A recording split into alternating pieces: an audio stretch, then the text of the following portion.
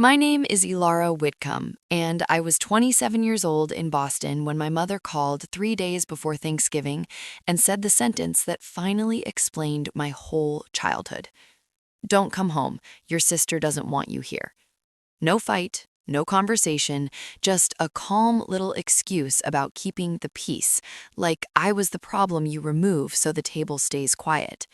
I had already bought the ticket to Greenwich, already packed my suitcase, already told myself that this year I would try again, because that is what you do when you keep hoping love will turn fair if you just stay small enough. That Thanksgiving night, I would end up sitting alone at Harborview Grill, watching families lean in close over turkey and laughter, while I pretended my eyes weren't burning. I didn't know the strangers at the next table would make room for me like I belonged there. I didn't know that the seat they offered would become a door into a completely different life. And I definitely didn't know that years later, in Napa Valley, on my wedding day, my biological parents would walk in expecting to be honored, only to realize they no longer had that place in my life. It was late November 2019, and I was standing in my tiny studio apartment in Boston with a suitcase open on the bed. I had graduated from Boston University 3 years earlier and spent most of my days working as a freelance graphic designer from a laptop balanced on the kitchen counter. The apartment was small enough that I could reach the stove from my desk chair if I leaned far enough. I had already packed a sweater, 2 pairs of jeans, and a small container of cranberry sauce I planned to bring home. My train to Connecticut was early the next morning. It was a short trip from Boston to Greenwich, but Thanksgiving had always been a ritual in my family, and I never missed it. The suitcase zipper caught on a loose thread when my phone rang. Patricia Whitcomb flashed across the screen. My mom. I smiled automatically and picked up. Hi, Mom. There was no greeting on the other end, just a pause that stretched a little too long. Tori. My mother was the only person who still used that nickname. Her voice sounded flat. I need to tell you something. My stomach tightened. That tone usually meant trouble. Is everything okay? Your father is fine. Another pause. Then she said it in a calm voice that somehow made the words feel colder. You shouldn't come home this year. For a second, I thought I had misheard her. What do you mean? Melanie is pregnant again. She doesn't want drama around her right now.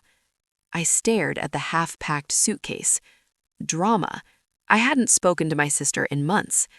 What drama? Every time you come home, you make everything about you. The words landed hard enough that I actually laughed a little, because the alternative was getting angry. I haven't even talked to Melanie since last spring. And let's keep it that way. My mother exhaled into the phone like she was ending a minor inconvenience. Just stay in Boston this year. The line went quiet. I waited for the part where she softened the statement, the explanation, the apology, something that sounded like a mother talking to her daughter. Nothing came. Mom, I already bought my ticket. Then cancel it. Her voice sharpened. Melanie doesn't need stress. The call ended. I stood there with the phone still in my hand, listening to the silence of my apartment. Outside my window, a light snow had started falling over the narrow Boston street. The pumpkin candle on my desk flickered gently, filling the room with a sweet smell that suddenly felt ridiculous. I looked at the suitcase on my bed. 3 weeks earlier, I had bought that ticket without thinking twice. Thanksgiving had always meant going home, even if the trip felt awkward sometimes. Even if conversations at the table leaned toward my sister's life more than mine. Home was still home, or at least that was the story I had told myself. I picked up my phone again and scrolled to my father's name, Graham Whitcomb. The call rang 4 times before he answered. Hey, kiddo. His voice sounded cautious, like he already knew why I was calling. Did Mom tell you? A long pause filled the line. I could hear a football game playing faintly in the background. She mentioned it. And you're okay with it? Another pause. You know how your mother is. That sentence had been used in my family for as long as I could remember. It always meant the same thing. No one was going to argue with her. "Do you want me there?" I asked the question slowly because part of me already knew the answer. 10 seconds passed. Then my father cleared his throat. "Maybe it's better to keep the peace this year." Something inside me went quiet. Not angry, not even sad yet, just empty. "Okay, Tori, don't be like that." I said okay. I hung up before he could say anything else. The silence in the apartment felt heavier now. I sat on the edge of the bed and looked at the suitcase again. That was when the memories started creeping in. My 16th birthday party. 3 friends were supposed to come over. We were going bowling and getting chocolate cake. That morning, Melanie had called from school crying because she failed a calculus exam. My mom canceled my party so we could drive across town and comfort her. "Don't be dramatic," she told me when I protested. Then there was my graduation from Boston University in 2016. I had spent 4 years juggling classes, part-time jobs, and student loans. When I walked across the stage, I searched the crowd for my parents. Their seats were empty. They arrived 2 hours later because Melanie had a prenatal appointment that couldn't be rescheduled. "You understand," my mother told me afterward. "Your sister's baby is more important than a ceremony." Back in the present, I lay back on the bed and stared at the ceiling. Maybe my mother was right about one thing. Maybe I did make things about me. I had spent years trying to avoid that accusation. I tried being agreeable, quiet, easy to deal with. I convinced myself that if I asked for less, eventually I would feel like I belonged in my own family. But here I was, at 27 years old, with a useless plane ticket and a suitcase that suddenly had nowhere to go. Thanksgiving morning arrived gray and cold. My phone stayed silent. No texts, no calls. Around noon, I made the mistake of opening Instagram. The first photo on my feed was from Melanie. The whole family sat around the dining table in Greenwich. My mom stood behind the chairs with a proud smile. My dad held a wine glass. Melanie sat in the center with her husband Evan and their toddler wearing a tiny turkey sweater. Everyone looked happy. The caption said, "So grateful for my family." I zoomed in on the photo. 5 place settings, 5 chairs, no empty seat, not even the illusion that someone else belonged there. I closed the app and set my phone down on the table. For a while, I just sat there, listening to footsteps in the apartment above mine and distant laughter drifting through the hallway. Then I stood up slowly. If I was going to eat Thanksgiving dinner alone, I wasn't doing it in a dark apartment. I pulled on my coat and walked outside into the cold. After a few minutes of searching online, I found a place still open, Harbor View Grill. It was an old restaurant near the harbor that stayed open on holidays.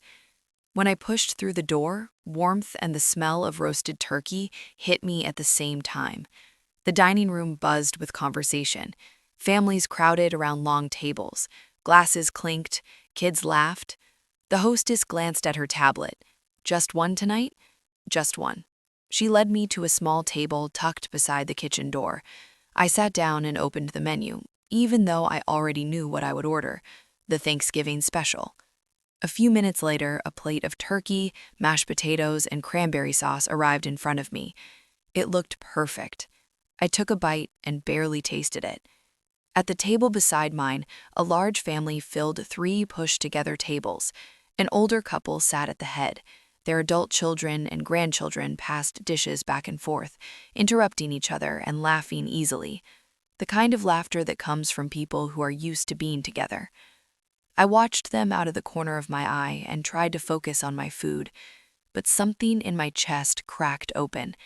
I reached for my napkin and pressed it against my eyes. "Honey, are you okay?" I froze. A gentle voice had come from beside my table. I looked up. A silver-haired woman stood there with kind eyes and a concerned expression. I'm fine. She raised one eyebrow.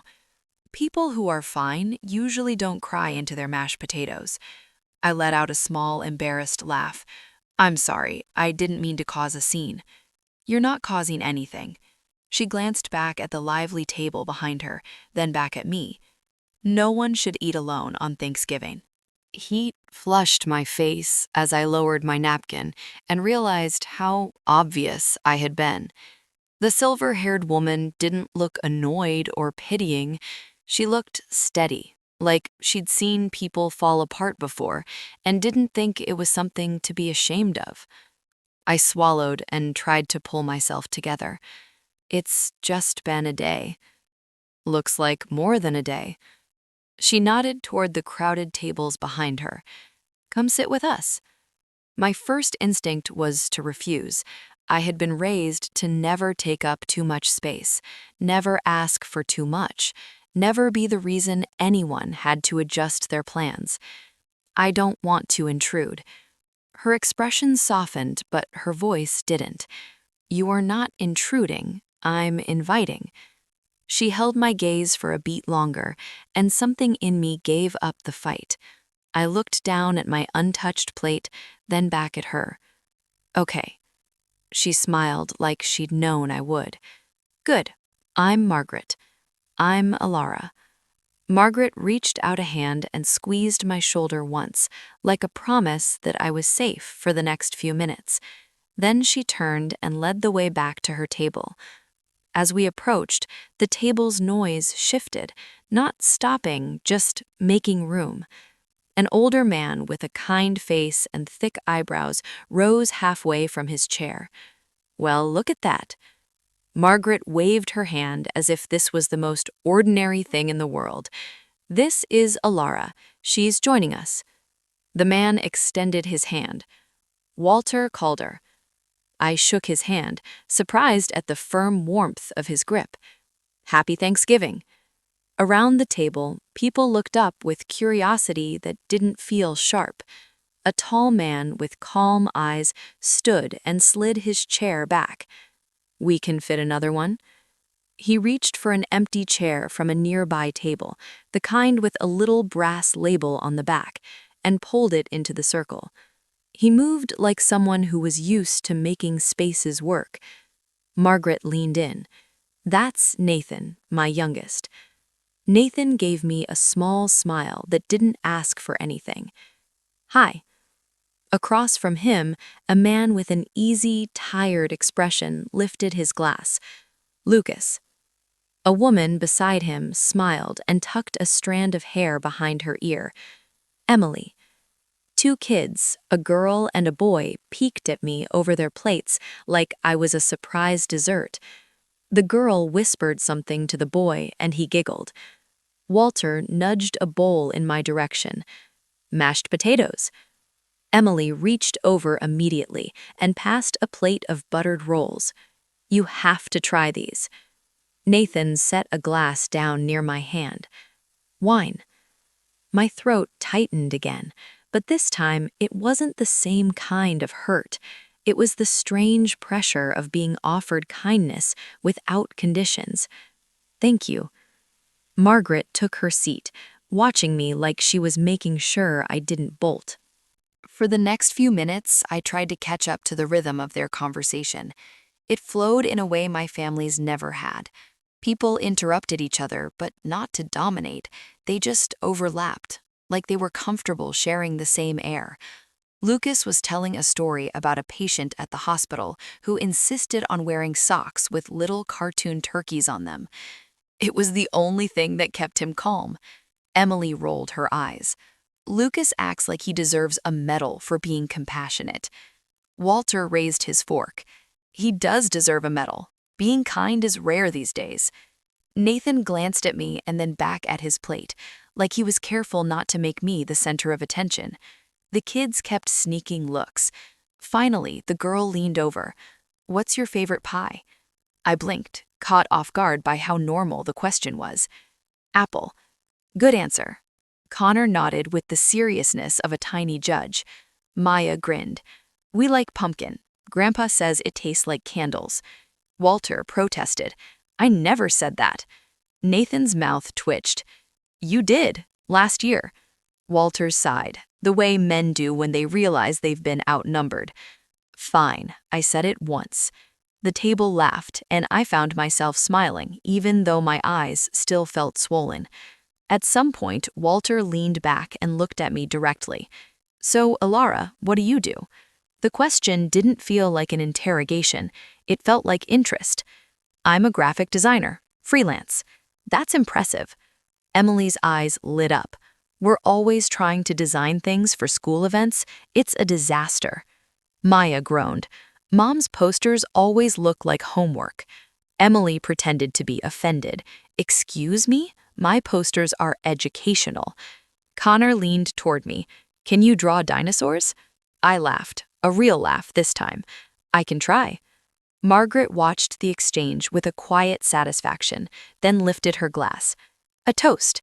Everyone paused. Margaret looked around the table and then at me. Two unexpected guests. Walter lifted his glass without hesitation. Who make the table better. Glasses clinked. Something in my chest loosened. For the first time that day, I didn't feel like I was holding my breath. Dinner moved on. I ate more than I thought I could. I even tasted it.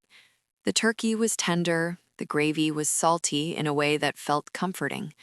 Connor insisted I try the sweet potato casserole and looked personally offended when I hesitated. Halfway through dessert, when plates were mostly empty and the kids were getting restless, Margaret shifted her chair closer to mine. How are you, really? The question landed differently than the polite version people ask in passing. I stared at my fork and tried to find a safe answer. It's been hard. Margaret waited. She didn't rush me. Finally, I told her, in quiet pieces, about the phone call, about my mother saying I shouldn't come home, about Melanie not wanting drama, about my father choosing silence. Margaret listened without interrupting. Her eyes stayed on mine, steady and present. When I finished, she nodded once. I practiced family law for 30 years. I looked up. You did? She smiled slightly. Retired now, but I can tell you something I learned the hard way. She rested her hand lightly on the edge of the table, close to mine but not touching. The people who accuse you of drama are usually the ones creating it. The words hit like a warm wash over a bruise. I didn't realize how much I needed someone to say that until someone finally did. My throat tightened again. I blinked fast. I keep thinking I should have done something different. Margaret's voice stayed calm. No, you asked for a basic thing, to be included. That's not drama. Walter leaned over from the other side, as if he'd been listening without pretending not to. Families are supposed to make room. Lucas nodded, even when it's inconvenient. Nathan didn't speak, but his eyes met mine briefly, and the look he gave me felt like agreement. When the check came, I reached for my wallet automatically. Walter put his hand up. No, I can pay for my part. Walter shook his head, like I was missing the point. It's Thanksgiving. It's what we do. Margaret's smile turned practical. If you really want to repay us, you can help me pack up leftovers. I found myself standing with them near the front of the restaurant a little later. Coats on, the warmth of the dining room behind us, and cold air seeping in through the door every time it opened. Margaret slipped something into my hand, a cream-colored card. It had her name, a Brookline address, and a phone number. If you ever need to talk, you call me. I looked down at it, then back up. Thank you. For everything. Walter adjusted his scarf and nodded toward me. Sunday dinner at our house. You're welcome any time. My instinct was to decline. It was too much, too soon, too intimate. I don't want to impose. Nathan stepped closer, hands in his coat pockets, voice easy. My mom never says things she doesn't mean. Margaret gave him a look like he'd stolen her line. He shrugged. It's true. I held the card tighter. Snow swirled outside under the streetlights. Okay. Margaret's face softened in a way that made her look younger for a second. Good, we'll save you a seat. I watched them walk out into the night together, Walter holding the door for Margaret, Lucas lifting Connor into his arms, Emily guiding Maya through the crowd, Nathan lingering for a moment to make sure I was still standing there. When the door closed behind them, the restaurant suddenly felt quieter. I stood in the entryway with my coat on and my hands wrapped around that little business card like it was fragile. Then I stepped back into the cold Boston night and started walking home, the city lights reflecting off the snow, my chest still sore but not as hollow as it had been that morning. At my apartment, I set the card on the kitchen counter where I could see it. I stared at it for a long moment, then finally turned off the lights and crawled into bed. I didn't know what would happen next. I only knew that for the first time in a long time, someone had looked at me like I mattered, and that was enough to make me consider showing up to a stranger's Sunday dinner. That Sunday dinner invitation sat on my kitchen counter for days, like it had weight. I walked past it on my way to make coffee. I brushed crumbs into the trash beside it. I kept telling myself I would decide later, as if it were some harmless social plan and not something that made my chest feel tight. The first Sunday I went, my hands shook when I rang the bell in Brookline. The Calder house looked like it belonged in a postcard, a Victorian with warm light spilling through the windows and a porch that made you think of people sitting outside in summer with lemonade. Margaret opened the door before I could second-guess myself. "There you are." She pulled me into a hug that felt practiced, like she had been doing it for years. Inside, the house smelled like butter and something sweet. Walter was setting plates on the table. Lucas and Emily were arguing in a friendly way about whether kids should be allowed to drink soda. Maya and Connor were building a tower out of napkins. Nathan was in the kitchen, stirring something on the stove and pretending not to notice me. He looked up. "Hey, hey." That was it. No big questions, no awkward apology for being late, no lecture about family loyalty. Just a seat pulled out for me, like it had always been mine. Sunday dinners became a rhythm, not every week at first, but often enough that my calendar started to bend around them. Walter taught me chess at the same table where we ate pot roast and listened to Connor tell long stories about nothing. I lost so many games that Walter started giving me little tips and pretending he wasn't. "You're improving." "I'm not." "Yes, you are." Margaret baked as if it were her form of therapy. When she made pie crust, she did it with the same focus I used when I adjusted kerning on a logo. Emily started asking my opinion on flyers for school events, and I could tell she was trying not to make it a big deal. "Do you think this looks too busy?" "It looks like a ransom note." She laughed and didn't argue. Nathan and I slid into friendship the way some people slide into habits. We texted about movies. We argued about whether modern buildings were beautiful or just loud. He sent me pictures of strange doorways he noticed around Boston. I sent him screenshots of bad typography in the wild. Sometimes he came to Harbor View Grill with the family for birthdays, and every time we walked in, I felt that quiet pinch of memory, like the place still remembered the person I had been. In early 2020, I made a decision that surprised even me. By March, the city had gone strangely quiet, but Sunday dinners at the Calder house still felt warm and alive. I stopped waiting for my family to notice I was gone and put that energy into my work. I applied to Brand Forge Creative, a branding agency in Boston that had clients I actually respected. I had been freelancing since graduating Boston University in 2016, taking whatever I could get, living on late payments and anxiety. Brand Forge felt like a real step into a life that didn't depend on anyone's approval. My first interview was in a glass conference room with a view of the city. Trevor Kim, the creative director, flipped through my portfolio without rushing. He paused on a campaign I had designed for a small restaurant. "This is solid." My throat went dry. "Thanks." He leaned back. "You built this alone?" "Yeah." He nodded like that mattered. We can use you. I got the offer the next day. I stared at the email on my phone at the corner of my kitchen counter, and the first person I told was Margaret. She answered on the second ring like she was waiting. You got it. How do you know? Your voice. Walter shouted something in the background, and I heard plates clinking. Tell her we're celebrating Sunday. I started at Brand Forge as a designer. The work was fast and demanding, but it was the good kind of pressure, the kind that made you sharper. I stayed late, I learned the agency's pace, I made mistakes and fixed them. Trevor didn't coddle me, but he noticed effort. You're reliable. It was a simple sentence, but it landed like a compliment I hadn't heard in years.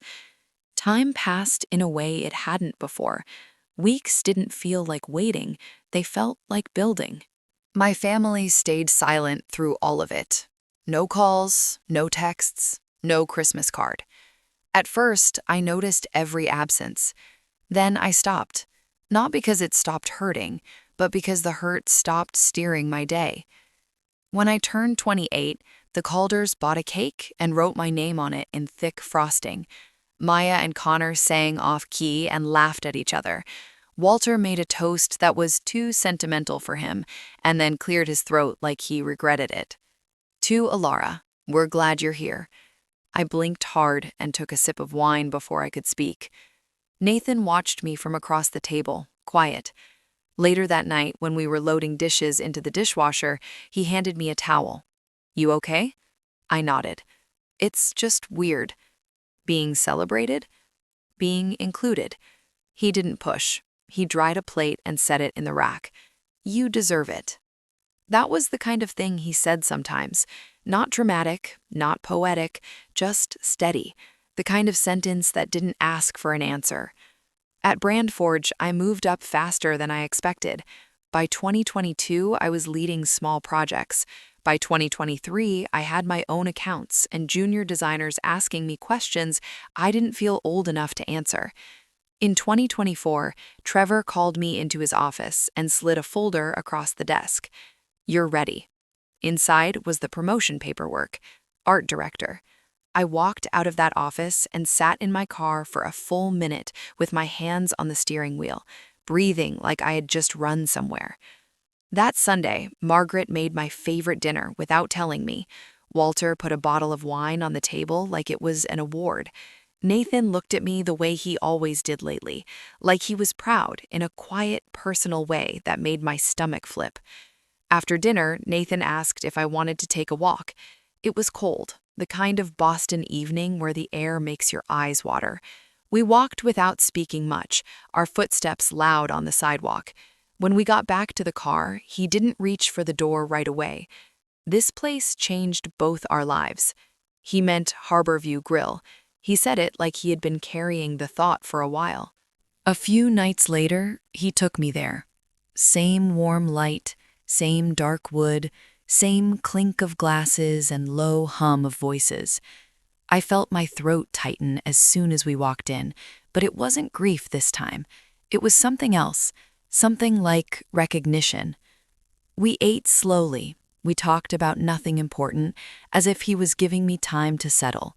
Then he reached into his pocket and set a small box on the table. My hands went still. Alara? He didn't make a speech. He didn't perform. His eyes stayed on mine. I want to choose you every day. He opened the box. I heard my own breath catch, sharp and embarrassing. I nodded before I could talk. Yes. The word came out small, then louder because it felt real. Yes. Applause broke out from somewhere behind me. I turned and saw Margaret and Walter at a corner table, smiling like they had been holding their own secret all night. Margaret lifted her glass in a quiet toast. Walter wiped at his eye and pretended he didn't. Nathan slid the ring onto my finger with hands that shook just slightly. On the drive home, the ring caught the streetlights every time I moved my hand. It felt heavy in the best way. When I got back to my apartment, I set my keys down and stared at my reflection in the dark window. Fiancé. Art director. someone's future family. Then my eyes dropped to the wedding planning notebook I had bought on impulse weeks earlier, the one with neat pages and labeled sections. I opened it to the part about invitations and stared at a single line that shouldn't have mattered, but did. Parents of the bride. I sat down at my kitchen table and looked at the blank space beneath it until the room went quiet around me. The invitation draft sat open on my laptop, the cursor blinking like it was waiting for me to admit something I had been avoiding. I had already chosen the paper, cream stock with a clean serif font. Simple, elegant, the kind of invitation that looked like it belonged to a calm, normal bride. Then I hit the line that didn't belong to my life. Parents of the bride. My fingers hovered over the keys. Patricia and Graham Whitcomb would fit there in a neat line. That was what people expected. It was what my mother would have demanded, even if we hadn't spoken in years. But my stomach turned at the thought of printing their names like a badge of honor. I closed the laptop and stared at the ring on my finger until the stone blurred. That Sunday, I drove to Brookline with the problem sitting in my passenger seat like a weight. The Calder house was warm when I walked in.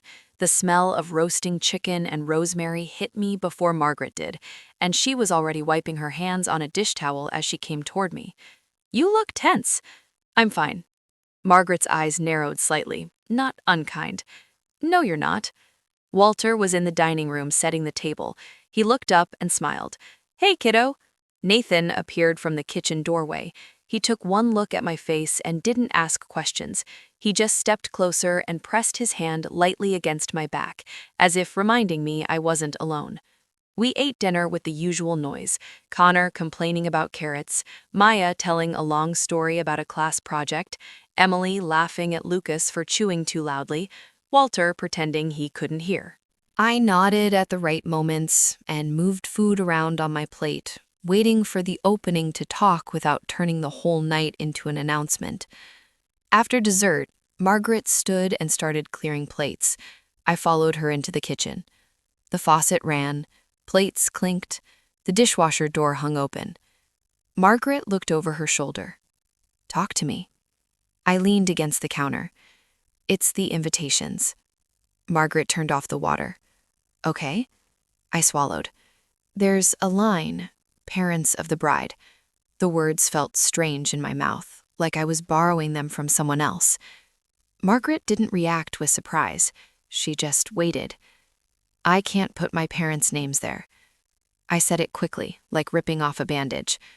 Margaret nodded once. "That makes sense."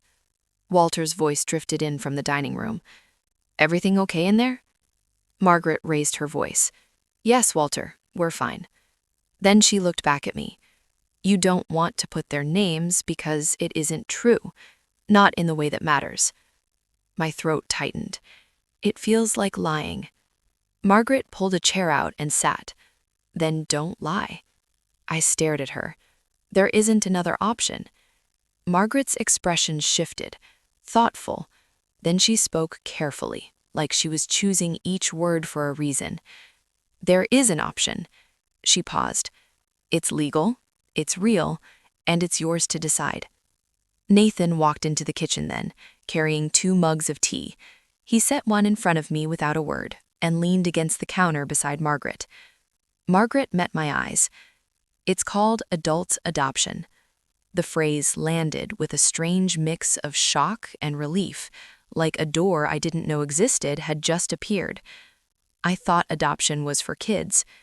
It usually is, but in Massachusetts, adults can be adopted too, with consent. It goes through the probate and family court, paperwork, a hearing, and a judge signing off. She said it the way she used to explain things to clients, clear and calm, not dramatic. I tried to picture it, a courtroom, a judge, me standing there with Margaret and Walter. I nodded at the right moments and moved food around on my plate, waiting for the opening to talk without turning the whole night into an announcement. After dessert, Margaret stood and started clearing plates. I followed her into the kitchen. The faucet ran, plates clinked, the dishwasher door hung open. Margaret looked over her shoulder. Talk to me. I leaned against the counter. It's the invitations. Margaret turned off the water. Okay. I swallowed. There's a line, parents of the bride. The words felt strange in my mouth, like I was borrowing them from someone else. Margaret didn't react with surprise. She just waited. I can't put my parents' names there. I said it quickly, like ripping off a bandage. Margaret nodded once. That makes sense. Walter's voice drifted in from the dining room. Everything okay in there? Margaret raised her voice. Yes, Walter, we're fine. Then she looked back at me. You don't want to put their names because it isn't true, not in the way that matters. My throat tightened. It feels like lying. Margaret pulled a chair out and sat. Then don't lie. I stared at her. There isn't another option. Margaret's expression shifted, thoughtful. Then she spoke carefully, like she was choosing each word for a reason. There is an option. She paused. It's legal, it's real, and it's yours to decide. Nathan walked into the kitchen then, carrying 2 mugs of tea. He set one in front of me without a word and leaned against the counter beside Margaret. Margaret met my eyes. It's called adult adoption. The phrase landed with a strange mix of shock and relief, like a door I didn't know existed had just appeared. I thought adoption was for kids. It usually is, but in Massachusetts, adults can be adopted too, with consent. It goes through the probate and family court, paperwork, a hearing, and a judge signing off. She said it the way she used to explain things to clients, clear and calm, not dramatic. I tried to picture it, a courtroom, a judge, me standing there with Margaret and Walter. My chest tightened again, but this time it was something close to grief. Not grief for my parents, grief for the fact that I needed this at all. Walter stepped into the kitchen, sensing the seriousness. What's going on? Margaret didn't flinch. Alara's invitations. Walter's brow furrowed. He looked at me, waiting. I couldn't say the whole thing again. I just nodded. Walter's face softened. Oh, he exhaled slowly. That line? Margaret continued gently. I told her about adult adoption. Walter didn't speak for a moment. Then he pulled out a chair and sat down like he was settling in for something important. Alara, you don't have to do anything because you feel pressured. I shook my head. This isn't pressure. It's the opposite. I don't want to keep pretending my parents get to claim me when they haven't acted like parents in a long time. Nathan's hand found mine under the edge of the counter. His grip was steady. Margaret watched us, then spoke softly. If this is something you want, you don't have to earn it. You don't have to prove anything. You just have to choose it. My eyes burned. I swallowed hard and forced the words out. Would you and Walter consider it? Margaret didn't answer with a long speech. She reached across the table and took my hand. We've considered you family since that Thanksgiving. Walter nodded, eyes shiny in a way he would have denied. We were just waiting for you to feel ready. The weeks that followed moved fast. Forms, signatures, appointments. Margaret was careful about boundaries.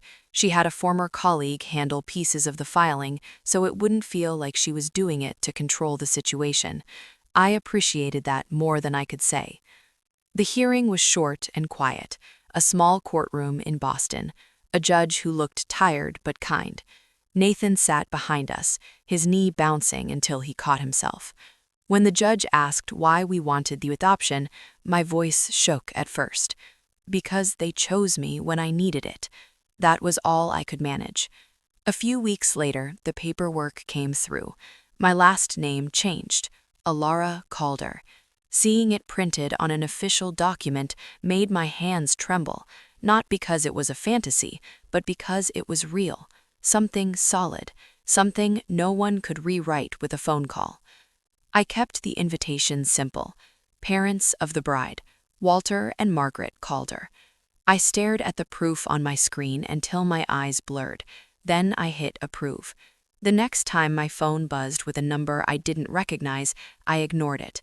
The message came through anyway. Melanie's name popped up like a ghost.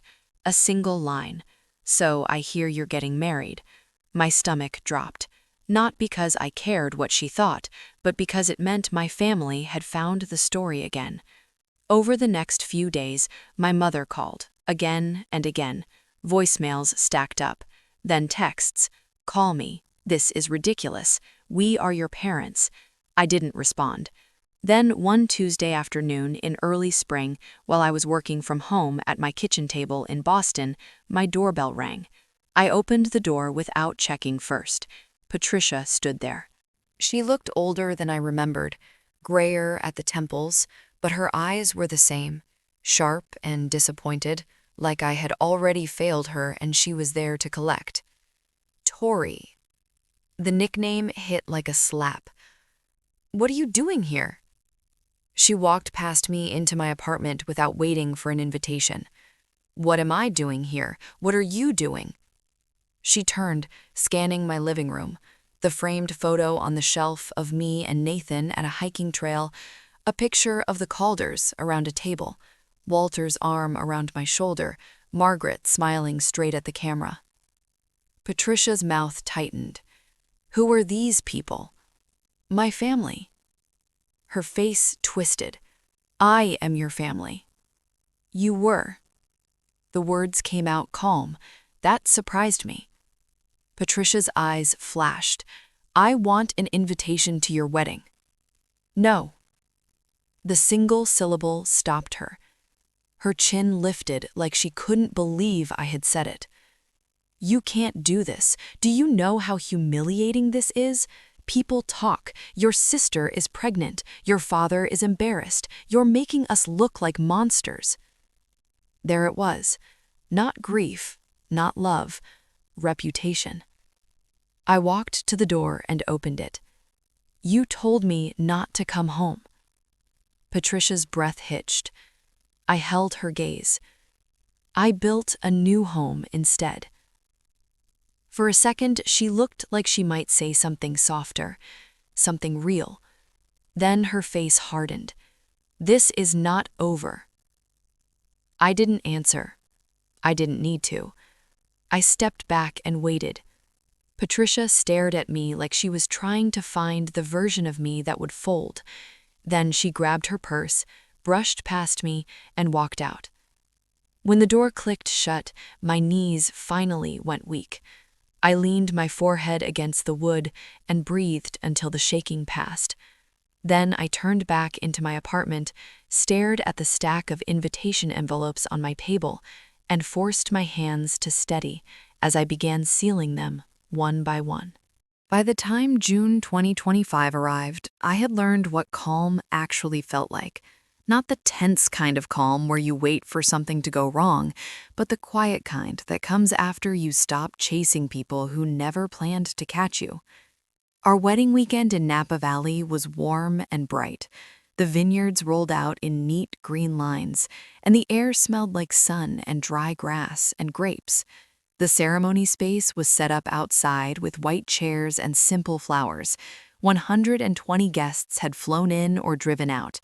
People I worked with at Brand Forge Creative, friends from Boston, the Calders, of course, filling the front rows like they belonged there, because they did. In the bridal suite, Margaret adjusted the last pin in my hair with hands that didn't shake. Beautiful. Walter stood a few feet away, pretending to be focused on straightening his tie while his eyes kept getting watery. Nathan knocked softly on the door, then stopped himself as if he remembered he wasn't supposed to see me yet. I could hear him exhale on the other side. Margaret touched my cheek lightly. "You ready?" I nodded. Outside, the music started. Walter offered his arm. When I took it, my grip tightened for a second, not from fear, but from the strange gratitude of being led down an aisle by a man who actually showed up. We walked out into the sun. I saw Nathan at the front, looking like he was trying to breathe and failing. The guests stood. The wind lifted the edges of my veil. Walter leaned closer as we reached the first row. "All you have to do is be happy." That was the whole instruction. No performance, no pretending, just happiness. The ceremony moved the way ceremonies do, vows and rings, and a few soft laughs when Nathan's voice cracked on the first line. When we were pronounced husband and wife, the applause felt like a wave. Nathan kissed my forehead like he had done 1,000 times at home when I was stressed. And in that moment, I didn't feel like a bride in a story. I felt like myself. The reception was in a big barn with string lights, long tables, and music that made people loosen up quickly. Margaret and Walter greeted guests like proud parents, because they were. Lucas gave a toast that made Emily cry. Maya and Connor ran circles around the dance floor until someone gently reminded them they were not professional dancers. I was mid-laugh with a coworker when a man in a dark suit stepped up beside me. He was discreet, professional, and careful not to make a scene. Alara. It was the head of security. There are 2 people at the gate. They say they're your parents. My heartbeat didn't spike the way it used to when my mother entered a room. It just slowed down, like my body was deciding what mattered. Nathan was beside me instantly. "Do you want me to handle it?" I looked at him, then toward the barn doors where the evening light poured in. "No." Carlos waited. "Let them in." Nathan's brow tightened. "Are you sure?" I nodded. "But seat them in the back."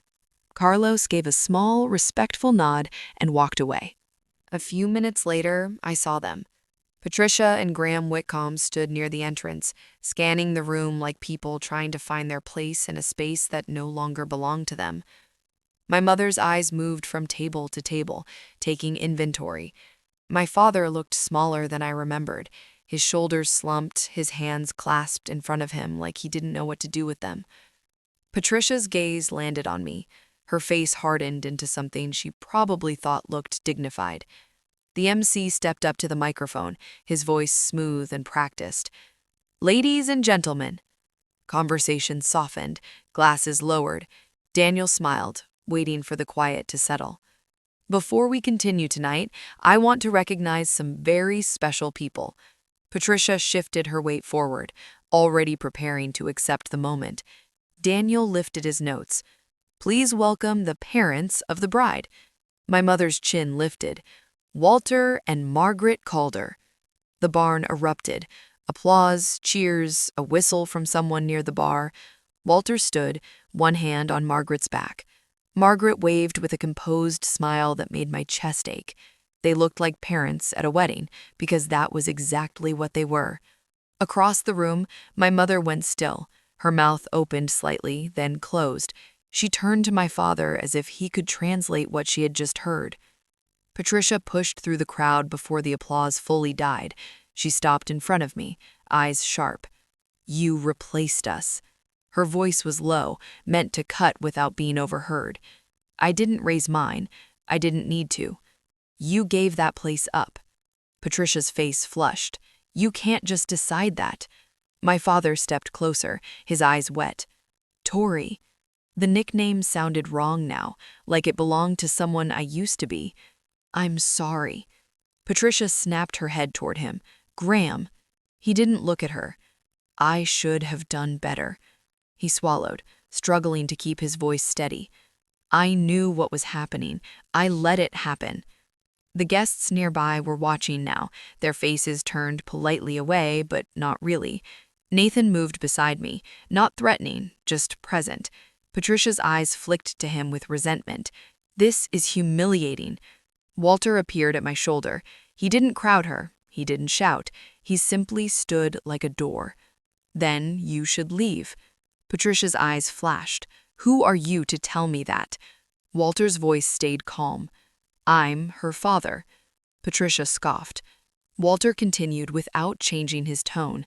5 years ago, she was eating alone on Thanksgiving. Her own family told her not to come home. We didn't steal a daughter. We just welcomed one. My mother's mouth tightened, like she was trying to hold her anger inside her teeth. Carlos stepped in with another guard. Professional, quiet, not touching, just ready. Patricia looked around and realized she had an audience. That was the moment her pride lost its footing. She stared at me one last time, searching for the version of me that would fold. I didn't fold. Carlos gestured toward the exit. My parents walked out. My father looked back once, his eyes full of regret. My mother did not. After they were gone, the air in the barn loosened again. Music returned. People exhaled. Nathan took my hand and kissed my knuckles like he was grounding me. "You okay?" I nodded. "Yeah." And for once, that was true. The next morning, my phone lit up with messages from relatives I barely knew. Some were angry, some were disappointed. I deleted them without reading, twice. Then one message came through that made me stop. An aunt on my father's side. "You deserved better." That was all she wrote. I stared at the screen for a long moment, then typed back a simple "thank you." A year later, in November 2026, I sat at the head of a different table. We lived in the suburbs outside Boston now, close enough to Brookline that Sunday dinner still felt like a promise instead of a chore. Our daughter, Emily Grace Calder, was 6 months old and already ruled the room with a sleepy little yawn. Walter bounced her gently, Margaret hovered like a joyful storm. Lucas and Emily argued about how to carve the turkey. Maya and Connor begged for pie before dinner. Nathan squeezed my knee under the table. I lifted my glass, looking at faces that had chosen me again and again. Family isn't who you're born to. I took a breath. It's who shows up. If you've ever had to set a boundary with your own family, I want to hear it. Share your experience in the comments.